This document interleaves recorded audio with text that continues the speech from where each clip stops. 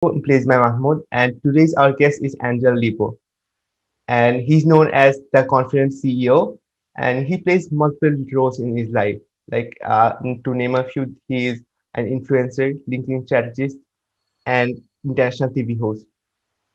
These are just a few titles of his, and today I feel honored to interview him. So, for our listeners who don't know you, can you tell us a bit about yourself and how the journey has shaped you today? Of course, thank you. Thank you very much, Mahmoud, for having me, and thank you everybody for listening to us today. So, as you said, my name is Angel Rebo, and my brand is the CEO Confidant, and basically both accomplished entrepreneurs and corporate CEOs, they hire me to bridge the gap globally for expansion and exposure. I basically help them take their businesses internationally as a way to accelerate the growth of their businesses. And basically I've done that for a long time already. And the reason why my brand is what it is because when I left corporate America 5 years ago, I counted how many companies and CEOs I had held before, and in the last 20 plus years I have held more than 1,500 CEOs in 33 different countries. So thank you for having me. Besides that, I'm also the president and co-founder of Wisdom for Kids, which is a foundation we help underprivileged kids in Latin America become entrepreneurs using the local resources. Yeah, that's amazing. That's amazing. 1,500 is like really big number. Yeah, that's a lot. Like how Yeah, long it's a have? big number. Yeah, absolutely. So how long have you been connected to this entrepreneurship and? Yeah, so well, I mean, I've been connected to entrepreneurship for a long time, since the 90s, because all the time I was working, helping other companies develop their businesses. I was also working with indirect sales models, which means that I was helping basically resellers, distributors, to develop the business along with the companies I was working with. So I was always working with entrepreneurs, and I was always helping them with their businesses, with business strategies, and to help them go to the market along with us. So I have been then involved with entrepreneurship since then early 90s. And I have been involved with entrepreneurship in Latin America as with my charity since 2018 probably, and we have already helped more than 1,000 families since then. Yeah, that's amazing. Yeah, amazing. So how did you from where did you got the inspiration to start your nonprofit? This Yeah, is your so charity. yes, thank you. Yeah, absolutely. So basically, while I was working in Latin America, and I lived in Latin America for 10 years, and I worked there for over 15 years. So I was always exposed to poverty all the time. Every time I would go to visit some of the manufacturing plants that they were serving with the companies I was working with, all the time, those manufacturing plants would typically be in the outskirts of big cities. And those areas are typically, unfortunately, they have a lot of poverty. And it was very common for me to see kids asking me to keep my car safe while I was inside the plant, or they were offering me to clean to wash the car, or they were selling me gum or a bottle of water or something like this. So I was all the time exposed to both, very super powerful people in the continent, and at the same time to a lot of poverty. So in 2015, I had a spiritual experience that allowed me to see very clearly that I had to help those kids, and if it wasn't me, who was going to do it? So that was probably the reason I was so exposed to poverty and so exposed to business that I eventually came to me very clearly that I had to help those kids. Yeah. So from as you said that they were selling you bottles, they were selling you gums. So through their act, so we can say they are already entrepreneurial from their heart. Like they're kids right now, yeah, but they're still trying to sell something and earn their living. So that's entrepreneurial. Then that's it. That's entrepreneurial. So they already Yes. had it. Yeah. Yeah.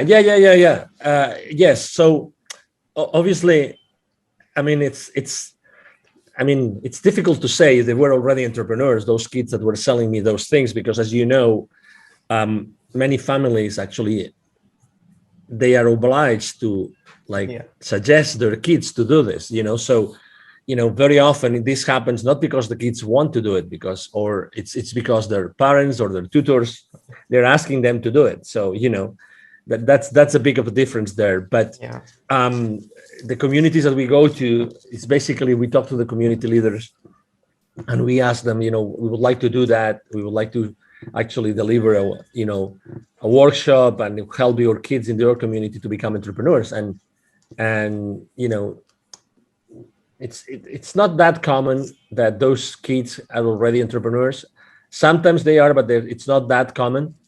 But again, most of the time they do it because, or they work because they have to do it. So let me tell you an example. We go, for instance, to an indigenous community in Mexico, and it's a large area. In total, there are like 180 plus small sub communities there, and many kids work, and they work because the parents are working on in coffee plantations and other sorts of places. So they actually ask their kids to work along with them because the family needs that money, right? So they need more hands and more hands and more hands. So they don't really have a choice. And what we do from on or at Wisdom for Kids, we actually work very much the mindset of those kids. We help them realize that they can really become whoever they want in their lives, and we work heavily on their self-esteem. And we really try to suggest them, or to instill in them. We use very uncommon ways to approach them. I mean, it's not, our workshops at Wisdom for Kids are not like whiteboarding or blackboarding kind of thing. It's really more like experiential. It's making sure that we connect at an energy level with them, so that from then on they really, really, really like know that they can do whatever they want, that they are unstoppable, that they are infinitely powerful. We work a lot on self-esteem, but we do a lot of playing and jumping and dancing and singing, and also we do a meditation along with the rest of the activities that we do with them. And again, we try to really the lives of these kids since the very beginning, because it took to us a long time to define and to develop this workshop, because we wanted it to make a big difference. We wanted it to make a big difference in their lives. That's really like amazing actually. Like I'm not finding the perfect word here that to describe how I That's feel. good. That's Yeah. good. Yeah, yeah, yeah, yeah. But as you know, I think it's important to expose people to new knowledge and to new experiences. And it took almost 2 years and two PhD students to develop the workshop that we're delivering today. So yeah, I mean, we have really invested a lot of time in making sure that what we do with the kids is really impactful and it's going to stay with them for the rest of their lives. Okay.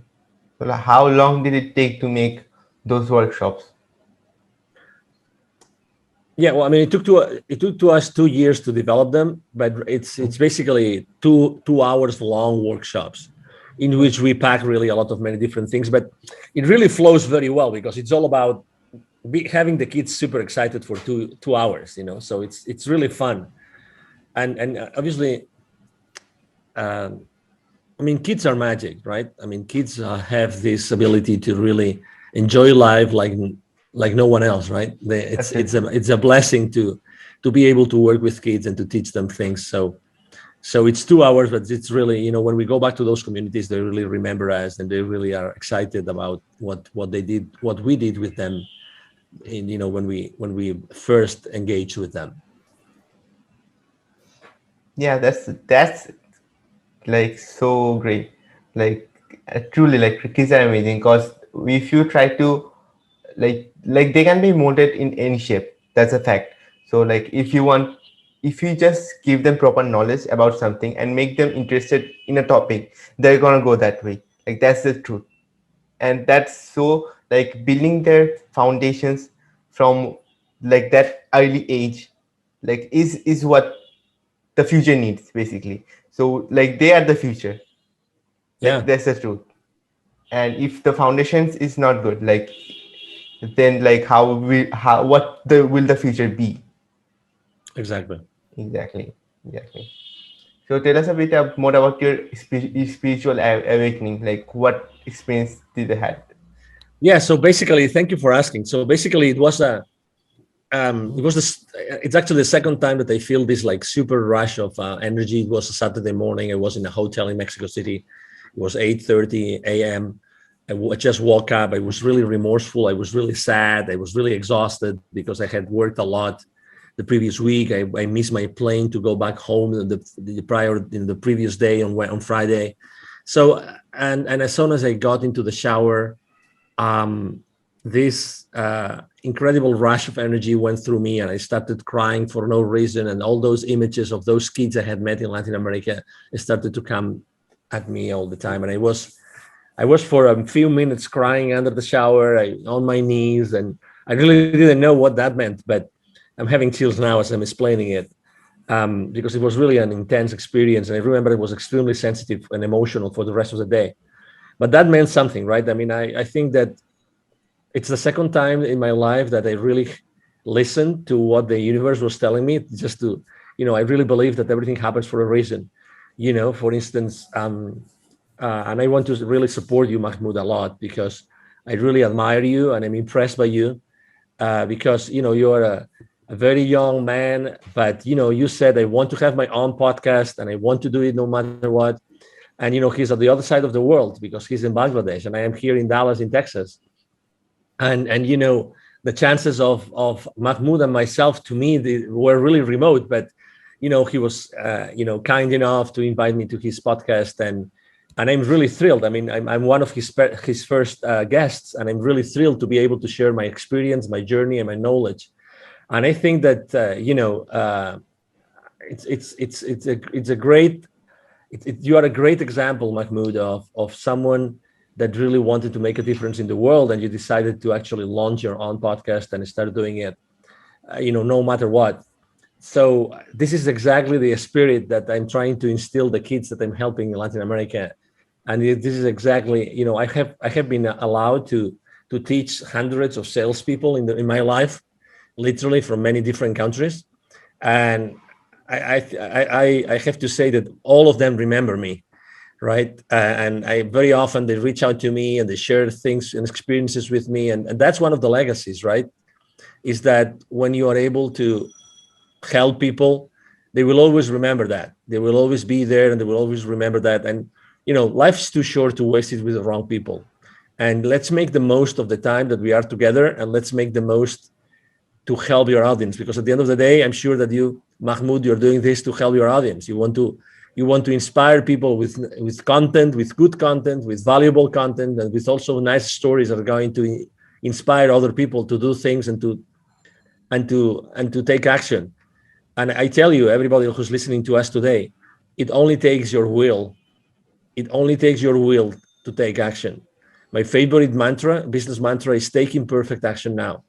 Anybody can take any action, and you don't know what's that's going to take it, right? And everything happens for a reason. For some reason today I had to be on this podcast in Bangladesh, and I'm so blessed to be here because I'm able to answer Mahmoud questions, and I'm able to help his audience and to skyrocket his podcast. And I'm going to support you, Mahmoud, as much as I can on my social media whenever the episode is uploaded and is published and everything. So this is what life is about, and I really want to commend you for doing what you do every single day, Mahmoud. Yeah, thanks a lot. Basically, I'm very flattered to hear that. Like, yeah, yeah, like every single word that you said was extremely like absolutely true. It actually is only will, like the first and the only thing. Not the only thing, but like the most important, like the core thing that takes is the will and the ability to take action with it. Yeah, so like that's the main thing. That's if you're not discouraged. So if uh, as everyone else, so most people are discouraged before starting anything else. But if we Mhm. have enough willing power, then we will get through it. Like that's the truth. And but like the kids that you're helping, like for them, it's this is the mental barrier because everyone else is making like thinking that or like forcing them to think that nothing's gonna happen, like nothing's good gonna happen. Like that's one of the thing. And if we are able to like it doesn't matter who it is, but if anyone is able to help grow this willingness in a kid, then he'll do great in the world in the future, and make a difference in others life. And And you that's mentioned, sorry to interrupt you. yeah, Continue. absolutely. Nah, No, no, go no. I ahead. was gonna say because you mentioned something which is really important, and you mentioned discouragement, right?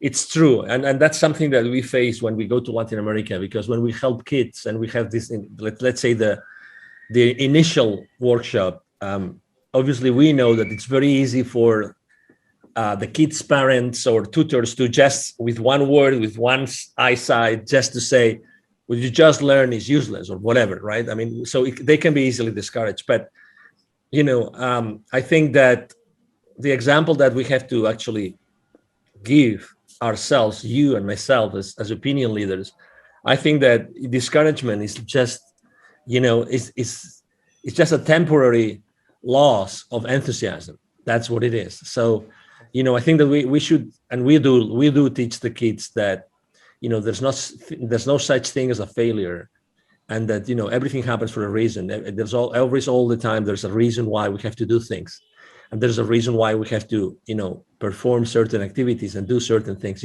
So um regardless, everything happens for a reason. I was yesterday, I think it was Tony Robbins, like seven basic principles that he runs his life by. And Tony Robbins, obviously, he's a very powerful, he coaches very powerful people in the world. And one of the things that he was saying was, it's everything happens for a reason. And it's true. You never know where something is going to take you. You never know. So just take the failures as a lesson. And no matter what, and no matter who discourages you, keep in mind that life is long, and you will have time to learn and to apply those lessons. And keep going, keep going, keep going. You are infinitely powerful no matter what. Yeah, absolutely true. Like you just reminded me of one quote. Like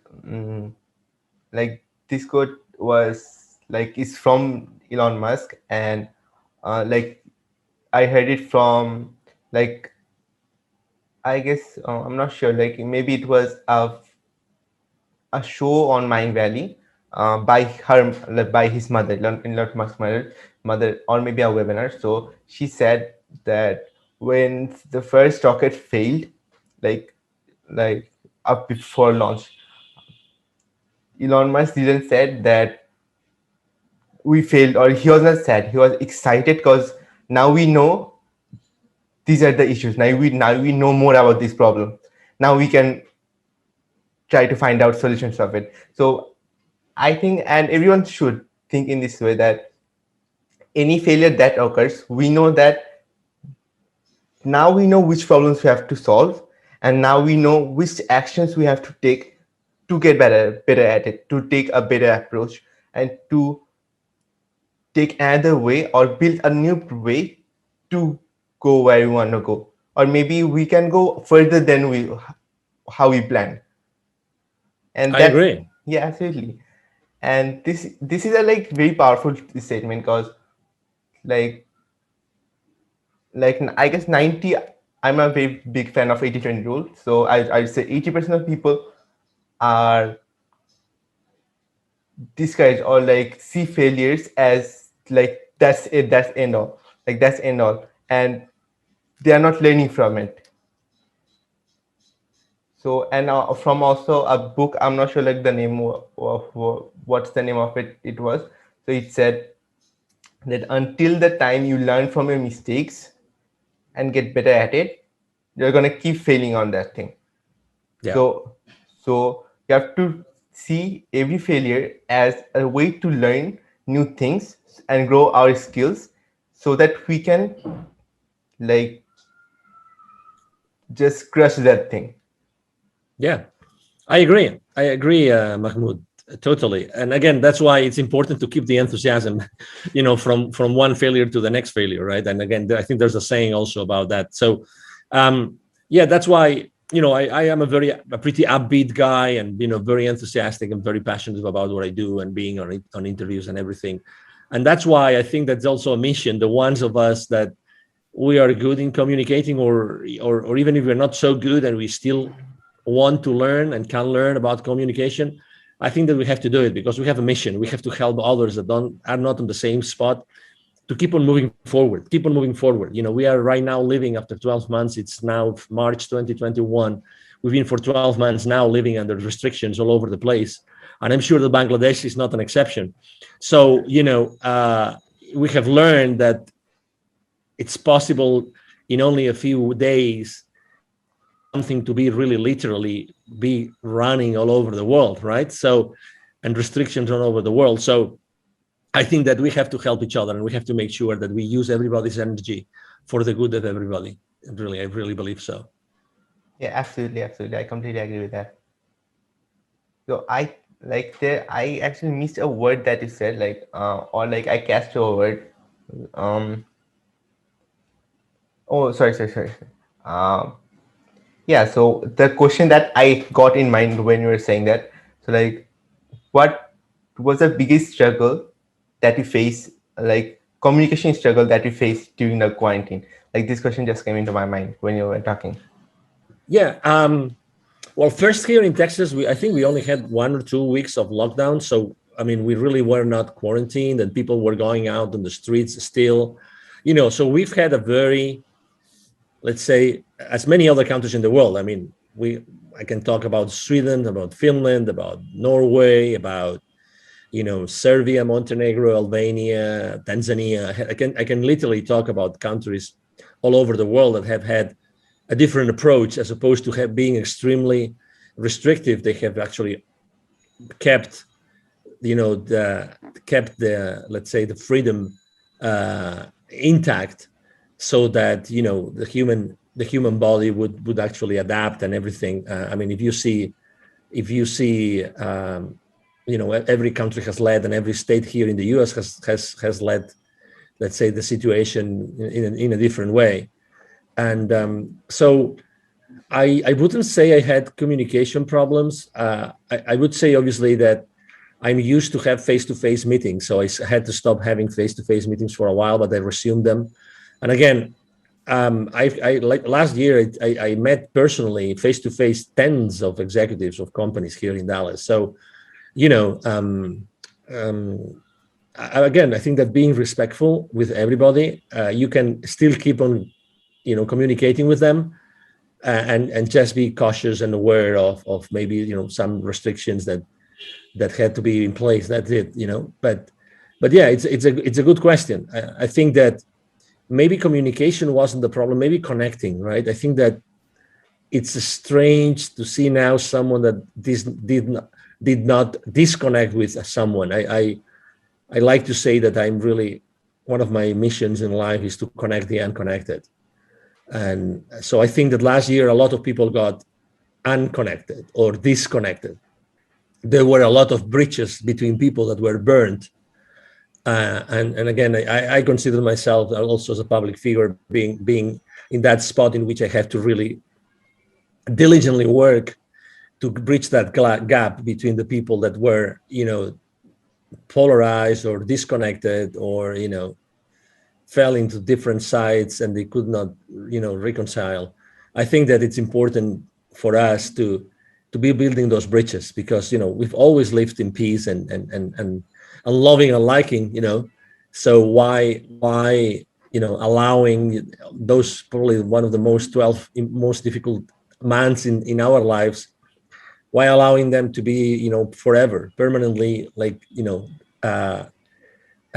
wiping out our connections. And so that's why I think that connection is something that really was damaged last year, and not necessarily with me, again, because I know that I have to be extremely compassionate about everybody and thoughtful and aware. But I know that there's a lot of people that have, lost friends and relatives, like, like friendships, I mean relationships that were broken, and I think that rebuilding those bridges, it will eventually happen again. It will take some time, but I think that uh, we are here to do that, and you do that with your podcast every single day, Mahmoud. Thanks again for like just mentioning that. Um, yeah, that's really awesome. Cause like I loved your mission, which you said like connecting unconnected people. Cause like that's really important. Cause because of this, especially this, I don't exactly say that because of this only this, let's say, pandemic only, but for a pretty long time people are unconnected. Like people are getting unconnected, like they're connecting on social medias, that's true, but most of the people are unconnected with each other. And that's a really big problem because we have to get connected to solve the biggest problems in the world. Let's say like hunger is a great problem in a large portion of the world. So let's, for even solving that problem, we have to get connected. And if you're connected, and like connected minds create solutions, that's the thing.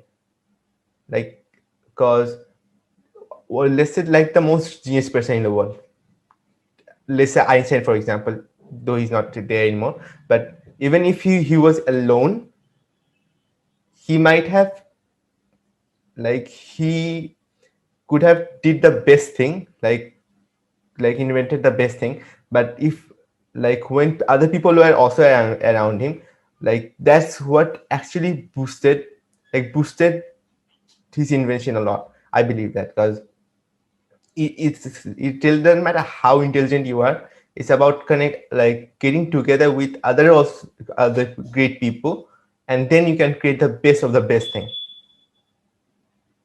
True. Yeah, yeah. I mean, and you're touching upon something which is really important, which is collaboration, right? I Yeah. mean, the lack of connection, could unfortunately be at the end could be like a lack of communication, right? But it doesn't have to be. I think that reconnecting means that collaborating as well, and I think that the future of the world is collaboration. Absolutely. We've lived under competing spaces forever, and I'm not saying competition is not bad, is bad, excuse me, but I'm trying to say that I think that the future is collaboration, because there's a lot of, if I don't know, that due to what has happened in the world for the last 12 months, there's going to be a lot of many different initiatives related to collaboration, helping each other, and flowing and flowing and flowing, and making this world a better place, with many different ways, or in many different ways. And yes, and being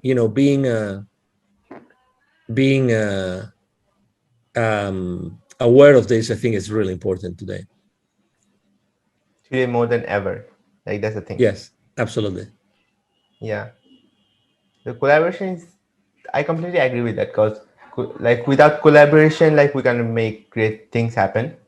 And like in the future, all the great innovation has to come through collaborations, and not in the future as well, like in this time, let's say today we need anything that happens today is because of collaboration. And if you are not connected with amazing people, like people who want to have, like who have similar passions with ours, so let's say we want to solve this problem, and there are a lot of people that we don't know about who are also passionate to solve this exact problem, not even with a different thing, like not even with a twerk or anything.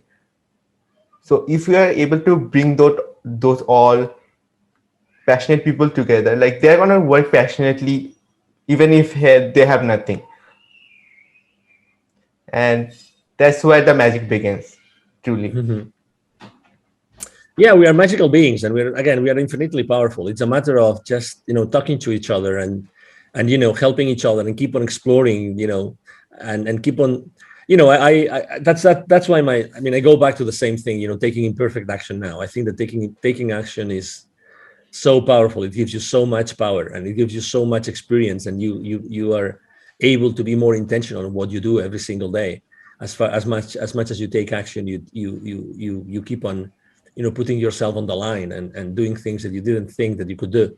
So uh, it's like me. When I started my, let's say, my solopreneur career. Well, right now I have a large team in my company, but when I started, it's actually, I mean, I had a very limited presence on LinkedIn, for instance. LinkedIn is the platform where I work the most. Right now, I have 27,000 connections, and I have made a lot of mistakes. But right now, I have a very engaged community. I help them a lot. I give a lot of value away, and this is, it's just part of who I am, and part of making mistakes, and doing a lot of things with many different people.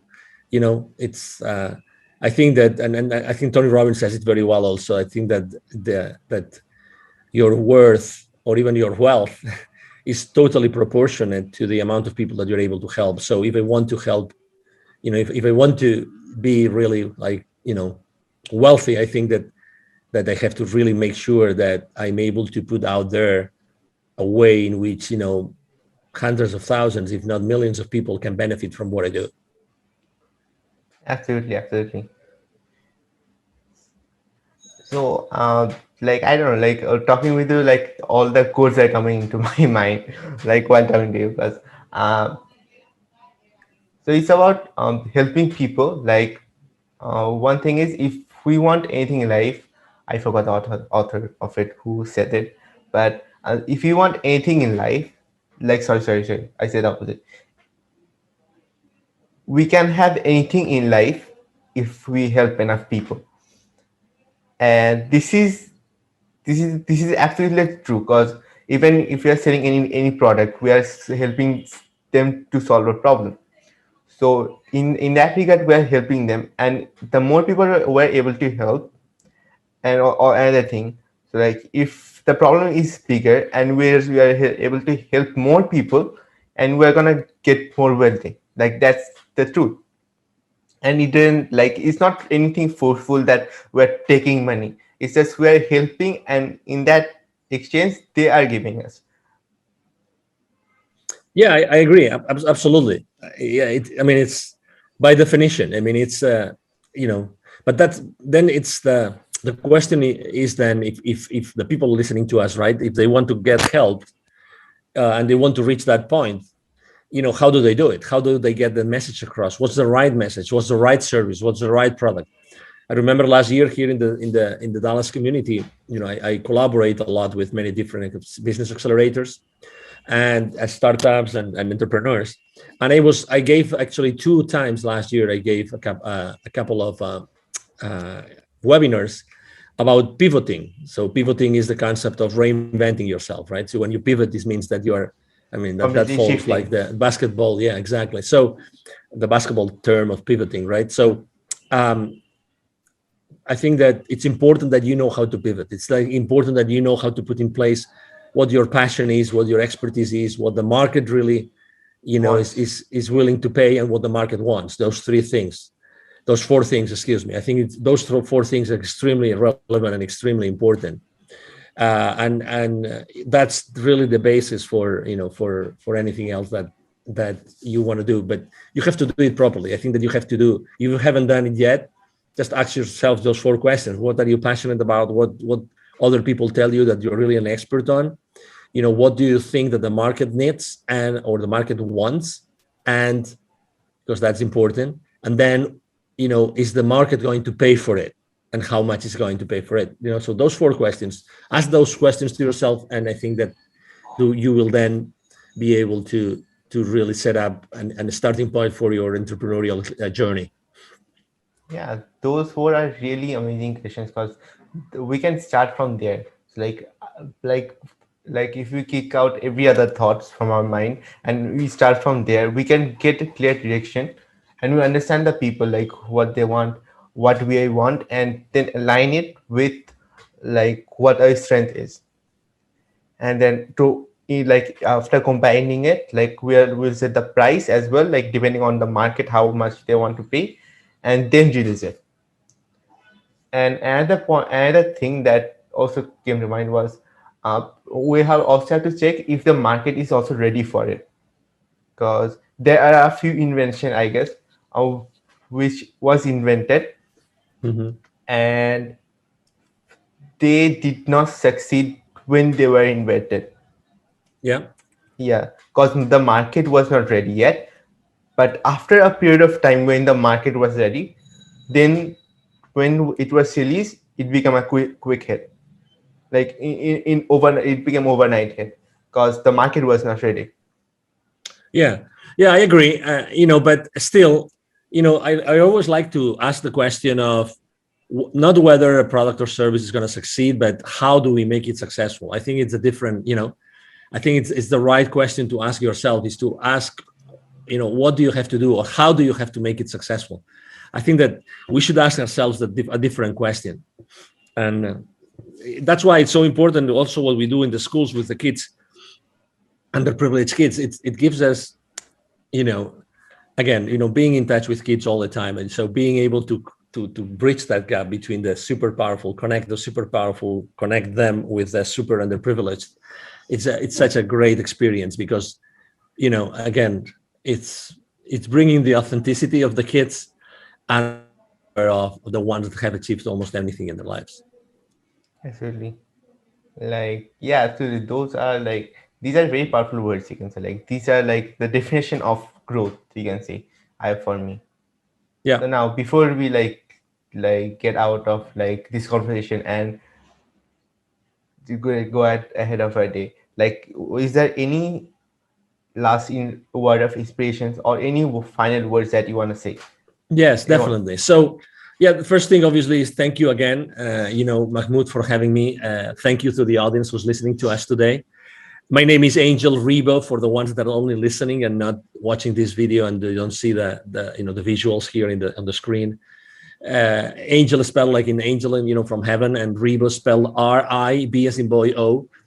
If you want to find me, my brand is the CEO Confidant, as Mahmoud said earlier, and you can find me very easily on LinkedIn, the professional network. But you can find me easily anywhere, really, because I post everywhere. Really, I post everywhere every single day. Okay, I post everywhere every single day. So you will find me on Twitter, on Instagram, on Facebook, besides LinkedIn itself. And if you want to reach out to me directly and you want to send me an email, it's very easy. It's Angel, Angel, at angelrebo.com. So Angel, Angel, at angelrebo, which would be ANGELRIB as in boy O.com. And either myself or my team are going to be answering your email. So thank you very much. And the last thing I would like to leave everybody is that we are genuinely infinitely powerful and we can really achieve anything in our lives. So I would suggest you that if you want to start helping others, again, even if you're not even an entrepreneur, it doesn't matter, just to start helping others. And as soon as you start helping others and being exposed and being exposing yourself and your knowledge and your experience and your passion and your enthusiasm with others, lots of things are gonna happen and lots of things are gonna surface. I encourage you to do that, and you will see how your life changes in a very short period of time. Yeah. So even while living, you just said your like you share your biggest wisdom, and so I'm sure people who are listening to this got value out of it. And yeah, and thank you very much for coming to the podcast. I highly appreciate your presence. And yeah, that's how we end it. And I will soon upload it. So and bye to